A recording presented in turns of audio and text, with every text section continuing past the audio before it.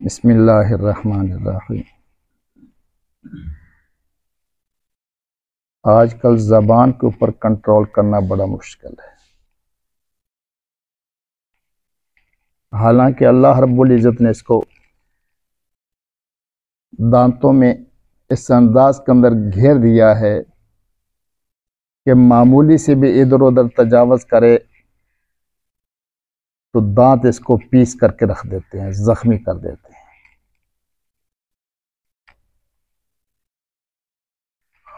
منہ کے اندر تو یہ قابو میں رہتی ہے، ادھر ادھر دانتوں کی وجہ سے نہیں نکلتی، لیکن اس کے اثرات کے اوپر کنٹرول کرنا،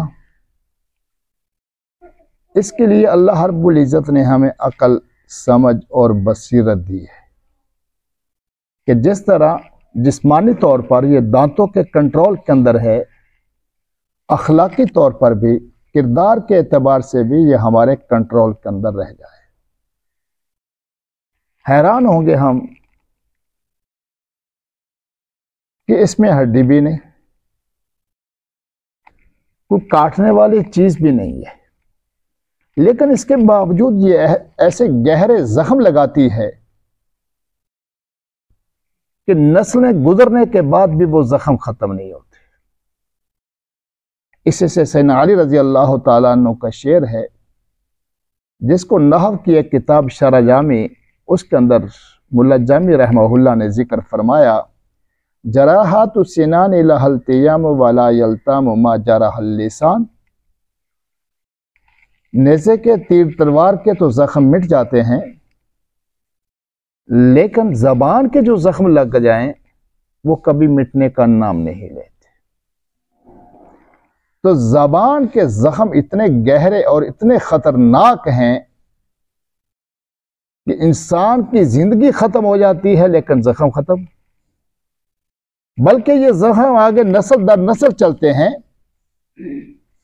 تو کیا کہتا ہے پوتا آ کر کہ میرے دادے کو ان کے دادے نے یہ لفظ بولے تھے، اس وقت سے ہم نے تعلقات ختم کر دیے اور ہم کبھی ان کے ساتھ تعلقات نہیں رکھیں گے، کیونکہ ان کے بڑوں نے ہمارے بڑوں کو یہ خطرناک قسم کے لفظ بول دیے۔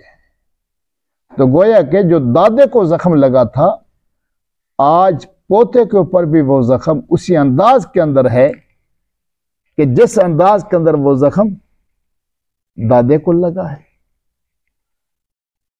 اس لیے میرے عزیز دوستو، ہمارے اوپر لازم ہے کہ ہم زبان کے اوپر کنٹرول کر لیں۔ آقا صلی اللہ علیہ وسلم نے بھی اس زبان کے اوپر کنٹرول کرنے کی وجہ سے جنت کی ضمانت دی ہے کہ میں یضمن لی ما بین لحییہ وما بین فخذیہ اضمن لہ الجنہ، او کما قال علیہ الصلاۃ والسلام، کہ جو آدمی مجھے دو چیزوں کی ضمانت دے دے، میں اس کو جنت کی ضمانت دیتا ہوں، ایک زبان کی اور ایک شرمگاہ کی۔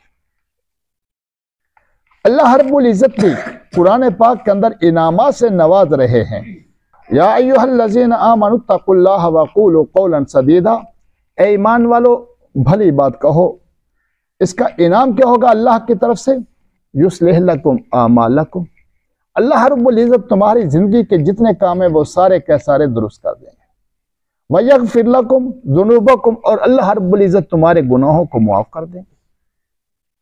تو جس آدمی نے زبان کے اوپر کنٹرول کر لیا، اللہ رب العزت کی طرف سے آگے کامیابی کی ضمانت اس کے لیے موجود ہے۔ آج کامیابی تو چاہتے ہیں ہم سب، لیکن جس کو اللہ نے کامیابی کہا ہے اس کامیابی کی طرف ہماری توجہ نہیں، اور جس کو اللہ نے نہیں کہا اس کامیابی کے بارے میں ہم دن رات سوچ رہے ہیں کہ میری بلڈنگیں زیادہ ہو جائیں، میرے بنگلے زیادہ ہو جائیں، میری کوٹھیاں زیادہ ہو جائیں، میری جاگیریں زیادہ ہو جائیں، میں کامیاب ہو جاؤں گا، کسی بڑے منصب کو، عہدے کو میں حاصل کر لوں تو پھر کامیاب ہو جاؤں گا۔ جبکہ اللہ رب العزت نے فرمایا کہ اگر زبان کے اوپر کنٹرول کر لو فقد فاز فوزا عظیما، تو یہ تمہیں بہت بڑی کامیابی مل جائے گی۔ اور اللہ کے ہاں کامیابی کیا ہے کہ آدمی جہنم سے بچ جائے اور جنت میں جانے والا بن جائے تو یہ کامیاب ہے۔ فمن زحزح عن النار وادخل الجنۃ فقد فاز، کہ جو جہنم سے بچا دیا گیا اور جنت کا حقدار بنا دیا گیا، یہ کیا ہے؟ کامیابی ہے۔